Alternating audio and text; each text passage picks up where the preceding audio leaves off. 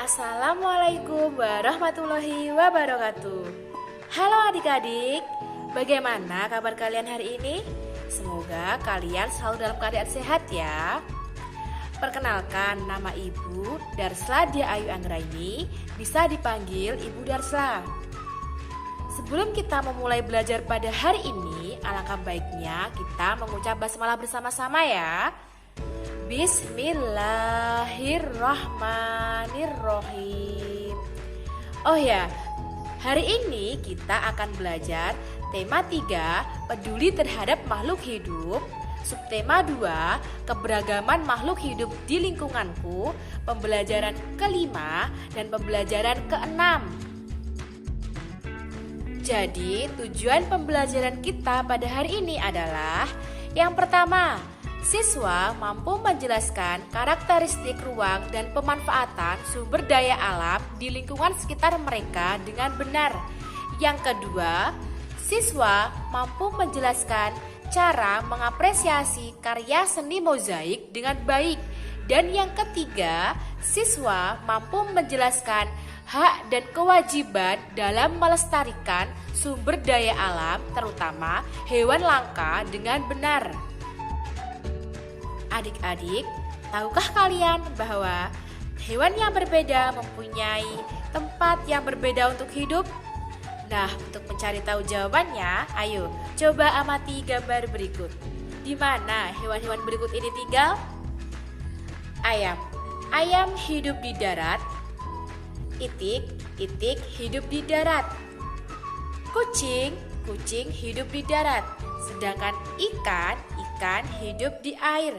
Nah, sekarang Ibu mau tanya, apa perbedaan antara tempat hidup kucing dan tempat hidup ikan? Apakah keduanya memiliki tempat hidup yang sama? Tentu jawabannya tidak ya adik-adik, karena kucing hidup di darat, sedangkan ikan hidup di air. Jadi antara kucing dan ikan memiliki tempat hidup yang tidak sama. Nah, kita bisa mengambil kesimpulan ya adik-adik. Jadi, setiap hewan yang berbeda memiliki tempat hidup yang berbeda pula. Nah, adik-adik, tempat hidup hewan ini biasanya dinamakan habitat. Menurut habitatnya, hewan dikelompokkan menjadi 3, yaitu hewan yang hidup di darat, hewan yang hidup di air, dan hewan yang hidup di keduanya, yaitu di darat dan juga di air. Tuhan menciptakan hewan dengan bentuk dan jenis yang berbeda-beda. Setiap jenis hewan memiliki tempat hidup dengan karakteristik masing-masing. Tempat hidup hewan tergantung kepada ciri-ciri khusus yang dimiliki oleh hewan tersebut. Nah, ciri-ciri khusus hewan ini mempunyai hubungan yang erat dengan karakteristik tempat hidupnya. Adik-adik, untuk tahu lebih lanjut mengenai hubungan karakteristik tempat hidup hewan dengan ciri-ciri khususnya, ayo simak penjelasan berikut ini. Yang pertama, cicak. Apakah kalian pernah mengamati cicak yang merayap di dinding? Mengapa cicak bisa merayap di dinding? Lalu, bagaimana cicak tersebut menangkap mangsanya? Cicak mempunyai perekat pada telapak kakinya, sehingga dapat merayap di dinding dan langit-langit rumah. Cicak juga memiliki lidah yang panjang dan lengket, sehingga dapat menangkap serangga. Cicak mempunyai ukuran rata-rata 7 hingga 10 cm. Cicak dapat memutuskan ekornya untuk melindungi diri. Nah, sistem pertahanan tersebut dinamakan sebagai autotomi. Selain itu, cicak juga memiliki beberapa jenis. Ada cicak rumah, cicak pohon hijau, dan tokek.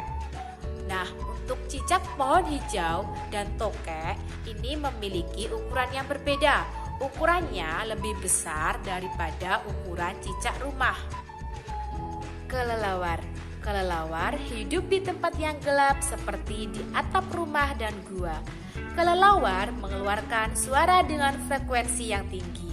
Selain itu, kelelawar juga memiliki pendengaran yang baik dan peka menerima bunyi pantulan. Kelelawar mampu mendeteksi benda-benda di sekitarnya dengan pantulan tersebut. Kelelawar juga termasuk hewan nokturnal karena kelelawar melakukan kegiatan di malam hari. Terdapat dua jenis kelelawar, yaitu yang pertama, kelelawar pemakan buah, dan yang kedua, kelelawar pemakan serangga. Bunglon. Bunglon dapat mengubah warna kulitnya sesuai dengan warna benda yang ada di sekitarnya. Contohnya, ketika bunglon berada di atas daun yang berwarna hijau, maka warna kulitnya akan mengikuti warna hijau. Selain itu, ketika bunglon berada di batang pohon yang berwarna coklat, maka warnanya bisa berubah menjadi coklat. Nah, bunglon ini mengubah warna kulitnya untuk melindungi diri. Kemampuan ini disebut dengan mimikri. Bunglon mempunyai lidah yang panjang yang melebihi ukuran tubuhnya.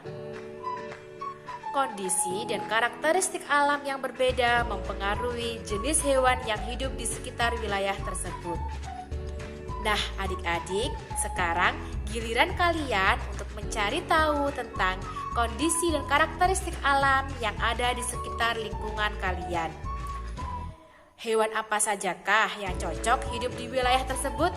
Nah, jika kalian sudah menemukan, kemudian kalian mengelompokkan hewan tersebut berdasarkan karakteristik tempat hidupnya.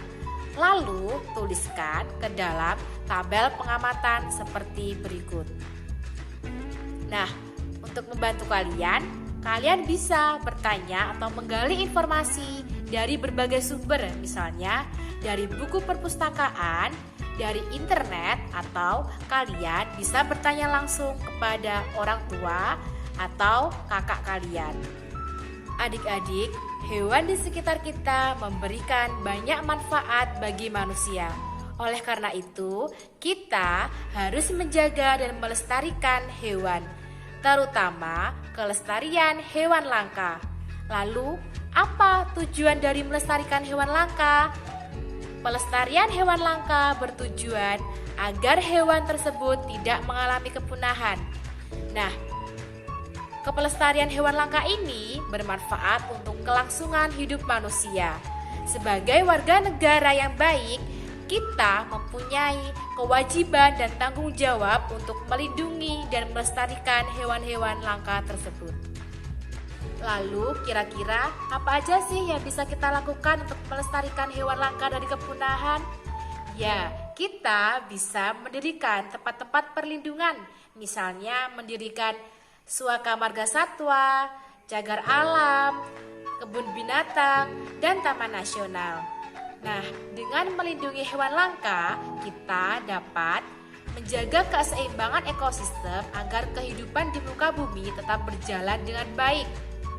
Melestarikan keanekaragaman hayati yang bermanfaat bagi ilmu pengetahuan dan masyarakat. Memenuhi kebutuhan masyarakat, misalnya untuk bahan pangan dan bahan obat-obatan. Seperti yang kita ketahui, hewan dapat dimanfaatkan bagian tubuhnya, seperti pada daging, telur, susu, bahkan bulunya. Nah, selain itu, hewan bisa dijadikan sebagai sumber inspirasi untuk membuat karya seni. Misalnya, membuat karya seni mozaik. Kalian bisa membuat karya seni mozaik tentang hewan. Berikut adalah contoh karya seni mozaik tentang hewan. Nah, setelah kalian membuat karya seni mozaik tadi, sekarang giliran kalian untuk mengamati dan memberikan komentar. Komentar ini sebagai wujud apresiasi kalian terhadap karya seni mozaik tadi. Ibu akan memberikan contoh kalimat apresiasi. Misalnya begini, wah, bagus sekali perpaduan warna dan bahan yang dipadukan, sangat sesuai dan juga rapi. Nah, Itu adalah contoh kalimat apresiasi. Kalian bisa membuat contoh kalimat apresiasi seperti tadi. Alhamdulillah, hari ini kita sudah mempelajari banyak hal yang bermanfaat. Di antaranya, ciri khusus hewan sesuai dengan tempat tinggalnya, cara menjaga kelestarian hewan langka, dan cara mengapresiasi karya seni. Nah, adik-adik yang hebat, cukup sekian ya pembelajaran kita pada hari ini. Semoga apa yang kita pelajari hari ini bermanfaat dan tetap semangat dan selalu jaga kesehatan. Terima kasih, sampai jumpa kembali adik-adik. Wassalamualaikum warahmatullahi wabarakatuh.